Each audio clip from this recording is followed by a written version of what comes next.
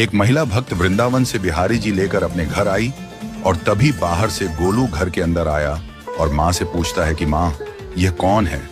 तो मैया ने बोला, ये भगवान हैं और ये ही हमारे मालिक हैं। अब तो घर में जब भी कोई नई चीज बनती तो सबसे पहले बिहारी जी को भोग लगता। पहले यह सब चीजें गोलू को सबसे पहले मिलती थीं।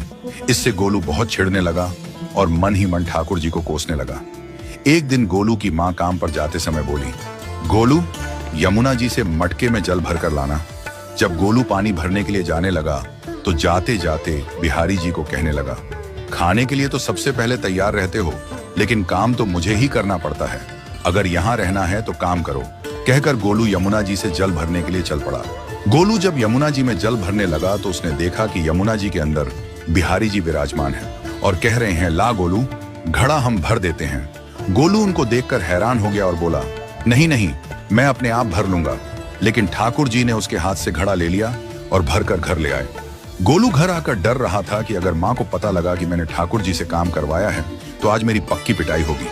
माँ ने घर आकर बिहारी जी को गीले कपड़ों में देखा तो एकदम से हैरान हो गई और कहने लगी कि गोलू, ये जरूर तेरी शरारत है, जरूर तूने ही इन पर जल डाला है। गोलू ने अपनी माँ को समझाने का बहुत प्रयास किया, लेकिन माँ ने उसको डांट कर चुप करा दिया और ठाकुर जी के भीगे हुए वस्त्रों को बदलने लगी। अगले दिन जब माँ ने गोलू को अनाज पिसवाने का काम दिया तो बिहारी जी फिर अनाज का कनस्तर ले आए और माँ को ठाकुर जी के वस्त्रों के ऊपर सूखा आटा पड़ा मिला। तो माँ ने फिर गोलू को डांटा कि तुझे पता नहीं कि ये हमारे भगवान हैं और तू भगवान के साथ शरारत करता है।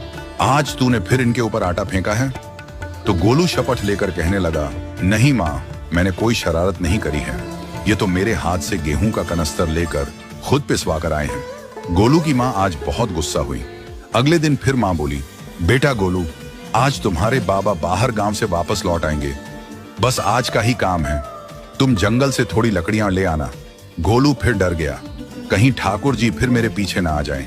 गोलू ने माँ को बोला कि मैं चला तो जाऊंगा, लेकिन बिहारी जी को समझा लो, वो मेरे पीछे ना आई।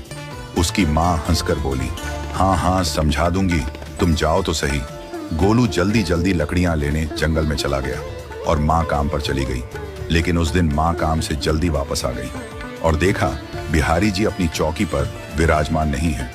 वह तो एकदम से घबरा गई कि कहीं गोलू की शरारत तो नहीं। वह भागी भागी जंगल की तरफ गई। तभी उसने देखा कि गोलू के साथ एक इंसान लकड़ियों को लेकर घर आ रहा है। गोलू की माँ यह देखकर हैरान हो गई कि यह तो बिहारी जी हैं। ये क्या हमारे भगवान हमारा काम कर रहे हैं? इसका अर्थ गोलू ठीक कह रहा था। वह जल्दी जल्दी